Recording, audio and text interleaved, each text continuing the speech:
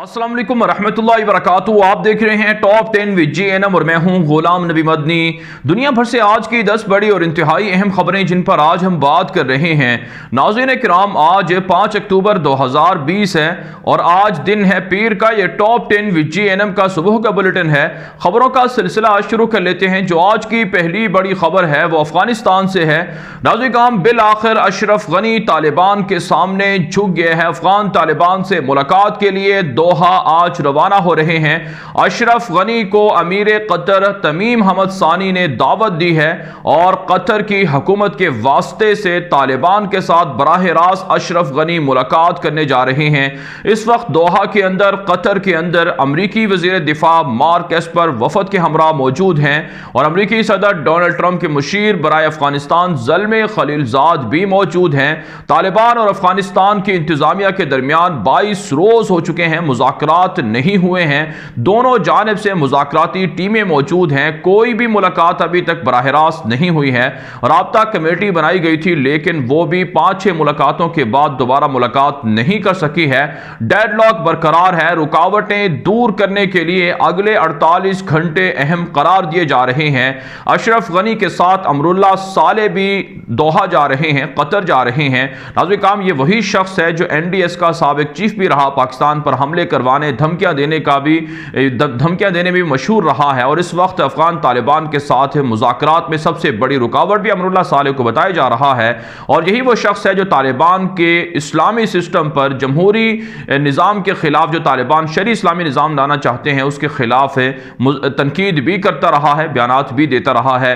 बहरहाल नाज़रीन काम, तवक्को ये की जा रही है कि तालिबान जिस तरह से अपने मुतालबात पर डटे हुए हैं कि शरी इस्लामी निज़ाम हुकूमत के अलावा कोई दूसरा वो सिस्टम कबूल नहीं करेंगे और उनका मुतालबा है कि अफगानिस्तान के अंदर इमारत इस्लामिया ही अफगानिस्तान का नाम हो, जमहूरी सिस्टम ना हो।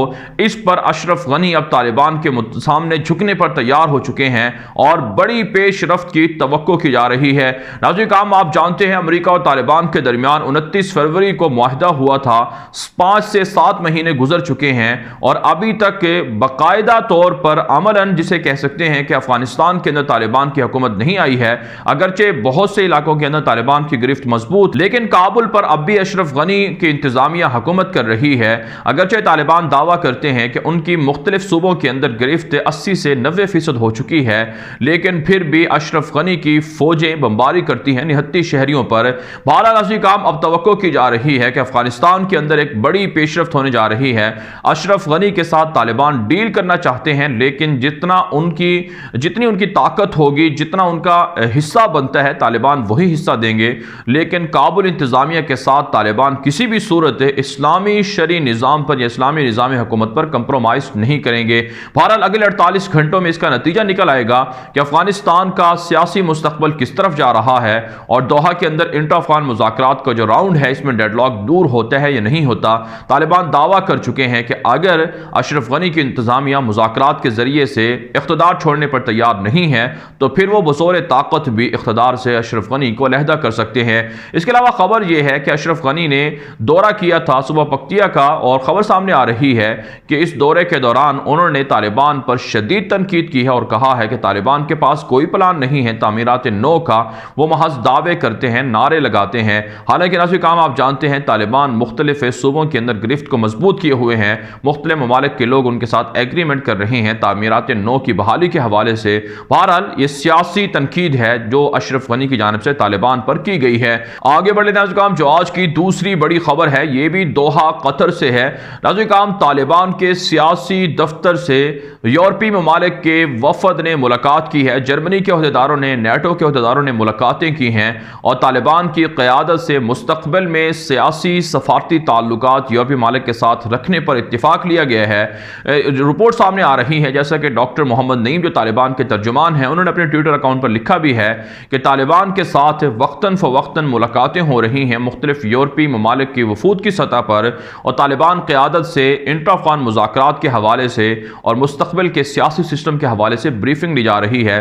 तालिबान यूरोपीय मालिक की अरबों डॉलर के ऑफर्स भी ठुकरा चुके हैं। यूरोपीय मालिक की जानिब से तालिबान को कई बार प्रेशराइज किया गया कि वो इस्लामी निज़ाम हुकूमत की बजाय डेमोक्रेसी या जमहूरी निज़ाम को रखें, तो यूरोप अरबों डॉलर तालिबान को देने के लिए तैयार है। लेकिन तालिबान वाज़ेह कर चुके हैं कि उनकी 19 साल जंग का एक ही मकसद था, अल्लाह के दीन की सरबुलंदी के लिए अल्लाह का निज़ाम हुकूमत होना चाहिए, लिहाजा वो इस्लामी शरी निज़ाम हुकूमत लाएंगे और इस्लाम ही के मुताबिक अफ़गानिस्तान का जो निज़ाम हुकूमत है वो चलाया जाएगा। बहरहाल नाज़रीन काम तवक्को की जा रही है कि तालिबान जिस तरह से मुख्तलिफ यूरोपीय मालिक के साथ राबते कर रहे हैं, इससे आने वाले दिनों में इमारत इस्लामिया सियासी एतबार से, सफारती एतबार से बहुत ज़्यादा मजबूत होगी। इसके अलावा नाज़रीन काम तालिबान की जानिब से दावे किए जा रहे हैं कि उनकी मुख्तलिफ सूबों के अंदर कार्रवाइयाँ जारी हैं। सुबह हेलमंद के अंदर, हिरात के अंदर एक बड़ी कार्रवाई की गई है जिसमें 41 के करीब काबुल इंतजामिया के फौजी एहलकार मार डाले गए हैं और कई जख्मी भी हुए हैं, जबकि गुज़श्ता 24 घंटे के दौरान तालिबान का दावा है कि 21 के करीब एहलकार उनके सामने सरेंडर भी हो चुके हैं। दूसरी जानब काबुल इंतजामिया भी तालिबान के मातहत इलाकों में बमबारी कर रही है और कामयाबियों के दावे कर रही है। आगे बढ़े नाज़रीन, जो आज की तीसरी बड़ी खबर है, यह नाज़रीन भारत से है। भारत और चीन के दरमियान कशीदगी जारी है, मौसम सरमा आ चुका है, लेकिन ताहाल कोई बड़ी पेशरफ्त नहीं हो रही है। दोनों तरफ से फौजें आमने सामने खड़ी हुई हैं। इंडियन एक्सप्रेस के मुताबिक भारतीय हुकूमत परेशान है कि चाइना के साथ मामलात को कैसे डील किया जाए। रवां साल भारत की तकरीबन 1.5 लाख से जायद फौज लद्दाख के अंदर मौजूद है। उनके अखराजात बर्दाश्त करना भारत के लिए अब नामुमकिन होता जा रहा है और भारत को काफ़ी महंगा साबित हो रहा है। चीन और चीन के साथ जो झगड़ा है, यह तनाज़ा है। बहरहाल नाज़रीन काम हमारी इत्तलात ये हैं कि दोनों तरफ से फौजें बढ़ाई जा रही हैं। अगरचे भारतीय मीडिया दावा कर रहा है कि 12 अक्टूबर को मुलाकात होगी, जिसके बाद मुस्तकिल तौर पर चीन अपने फौजें पीछे हटा लेगा, लेकिन ऐसी इत्तलात झूठी हैं, महज मनगढ़ंत हैं, जिस तरह से भारतीय मीडिया पहले से ही झूठ बोल रहा है। इसके अलावा नाज़रीन काम इत्तलात सामने आ रही हैं कि मकबूजा कश्मीर के अंदर भारत की फौज ने एक शख्स को गिरफ्तार करने का दावा किया है और कहा है कि पाकिस्तान से दिया गया असलहा भी इस शख्स से गिरफ्तार हुआ है। मुजाहिदीन और भारतीय फौज के दरमियान झड़पों की रात गए इत्तलात भी सामने आ रही हैं, जिसमें 2 भारतीय फौजी जख्मी हुए हैं। इसके अलावा नाज़रीन काम इत्तलात सामने आ रही हैं कि भारत की फौजों का मुश्तरका इजलास हुआ है। आप जानते हैं एक महकमा बनाया गया था CDC के नाम से, जिसमें भारत की तमाम मुसल्लह अफवाज को जनरल बिपिन रावत की उसकी सरबराही में दे दिया गया था और उन्हें कहा गया था कि वो सब के डिफेंस चीफ हैं। अब फैसला किया गया है भारतीय फौज ने कि मुश्तरका तौर पर बहरिया, नेवी और इसी तरह से जो उनकी ज़मीनी फ़ौज है या फिर फ़िज़ाइया है, ये मुश्तरका तौर पर जंगों में हिस्सा लेगी। लेकिन आप जानते हैं भारतीय फ़ौज के दरमियान अख्तलाफात मौजूद हैं। करप्शन की वजह से एक दूसरे पर ताने दिए जाते हैं और दुनिया भर के बड़े बड़े इदारे तस्लीम कर चुके हैं कि भारत की फ़ौज ना अहल, ना तजुर्बाकार है और उनके पास मुनासिब जो जंगी साजो सामान होता है, टेक्निक होती है लड़ने की, वो भी मौजूद नहीं है। आगे बढ़ लेते हैं नाज़रीन, जो आज की चौथी बड़ी खबर है ये भारत से है। नाज़रीन भारत की मशरकी रियासतों के अंदर भारतीय फौज पर हमले शुरू हो चुके हैं। अरुणाचल प्रदेश के अंदर भारतीय फौज पर हमला हुआ है, जिसमें 3 भारतीय फौजी मारे जा चुके हैं और 8 के करीब भारतीय फौजी जख्मी हुए हैं। माओ नवाज अलहदगी पसंद भी हमले कर रहे हैं भारत की मशरकी रियासतों में। अरुणाचल प्रदेश है, नागालैंड है, मणिपुर है और इसी तरह से दीगर बड़ी रियासतें हैं जहां पर अलहदगी पसंदों के हमलों का खौफ भारत को लिए बढ़ता जा रहा है। भारत परेशान है और आप जानते हैं चाइना भारत की 7 मशरकी रियासतों पर कब्जा करने के लिए कोशिशें कर रहा है। अलहदगी पसंदों को फंडिंग और असलहा भी दिया जा रहा है। भारतीय मीडिया दावा कर रहा है कि चीन की जानिब से अलहदगी पसंदों को दिया गया असलहा पकड़ा भी गया है और इस वक्त भारत 2 तरफ से नहीं बल्कि 3 तरफ से घिरा हुआ है। एक तरफ उन्हें मशरकी रियासतों में अलहदगी पसंदों के हमलों का खतरा है, दूसरी तरफ चाइना से मुकाबला है और तीसरी तरफ पाकिस्तान से LOC पर मुकाबला है। यूं नाज़रीन काम भारत की फौज मोदी के आने के बाद शदीद परेशानी में है। यही वजह है भारतीय फौज के अंदर खुदकुशियों की शरह भी बढ़ती जा रही है।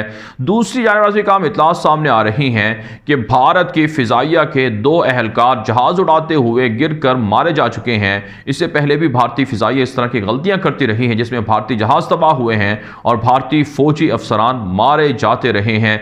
जबकि नाज़रीन काम इत्तलात सामने आ रही हैं कि रात गए LOC पर भी भारत की इश्तियाल अंगेजी हुई है, जिसके रद्द-ए-अमल में पाकिस्तान की फौज ने जवाबी कार्रवाई की है और 2 भारतीय चेक पोस्टें तबाह कर दी गई हैं। और भारत की अंदरूनी तौर पर जो सूरत हाल सामने आ रही है उसमें मुसलमानों की गिरफ्तारियां जारी हैं। उमर खालिद नामी एक शख्स को, मुसलमान तालिब इल्म को गिरफ्तार किया गया था। अब उन्हें 15 रोज के लिए जेल भेज दिया गया है। मुसलमानों पर इल्जाम है कि वो काले कवानीन के खिलाफ एहतजाज क्यों कर रहे हैं और उन्हें दहशतगर्दी के इल्जाम में गिरफ्तार किया जा रहा है। आगे बढ़े नाज़रीन, जो आज की 5वीं बड़ी खबर है ये तुर्की और लीबिया के ताल्लुकात के हवाले से है।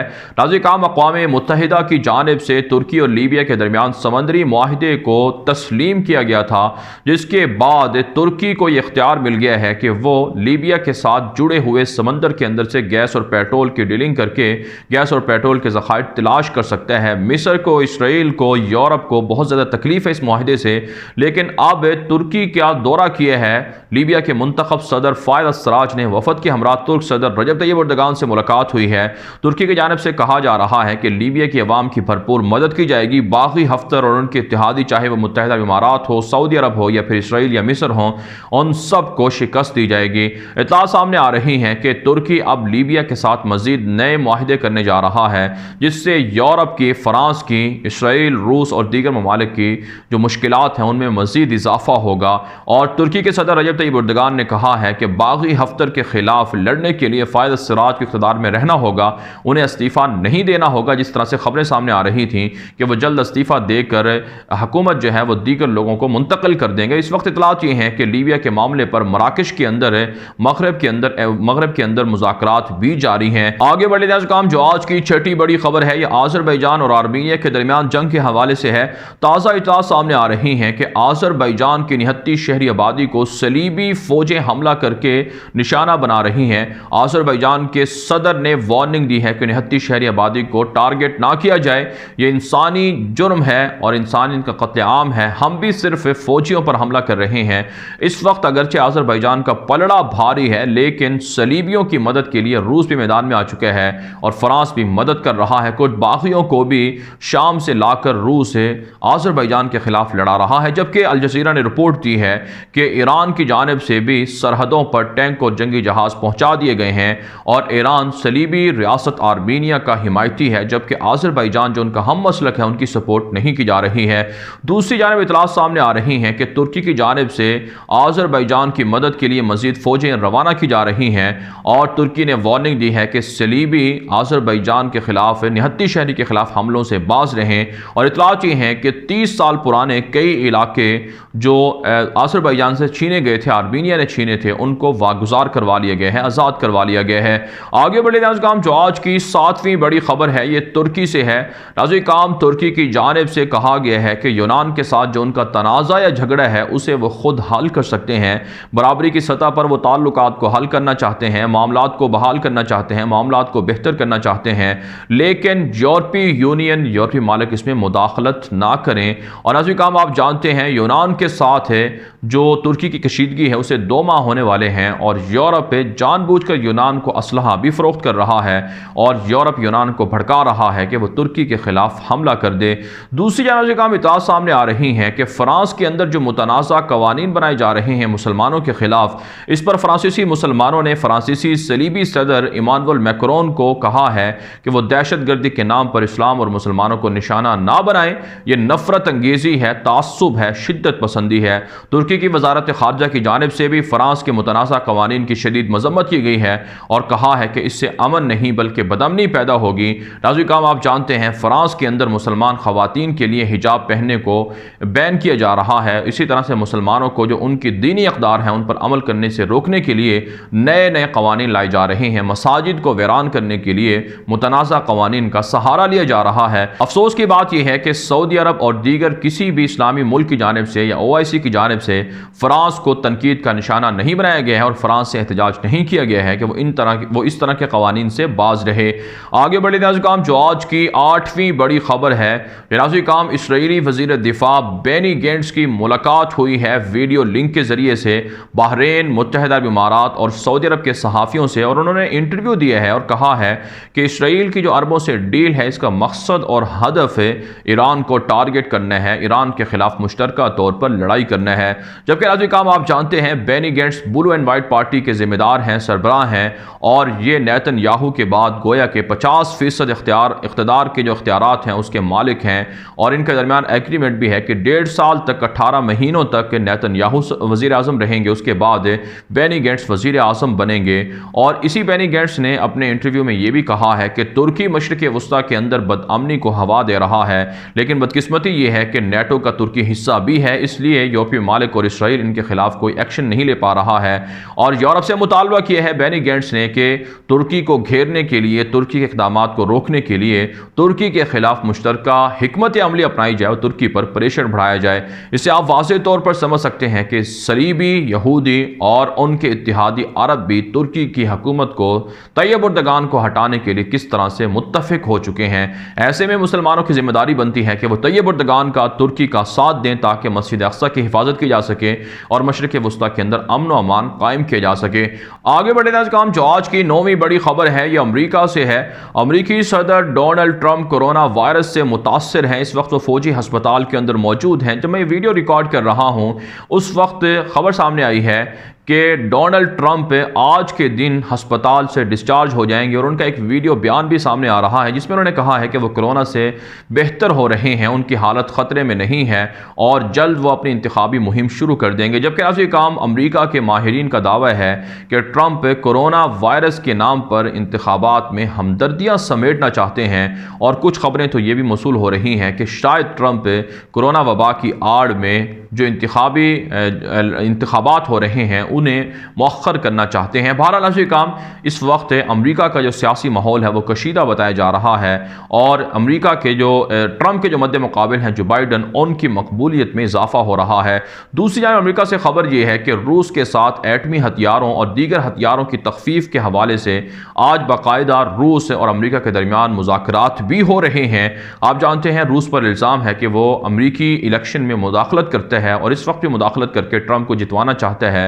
जबकि नाज़रीन काम दोनों ममालिक के दरमियान न्यूक्लियर हथियारों के हवाले से जो मुआहिदा था वो भी ख़त्म हो चुका है और इन दोनों की प्रॉक्सी वार की वजह से दुनिया के अमन को ख़तरात भी लाहिक हो रहे हैं।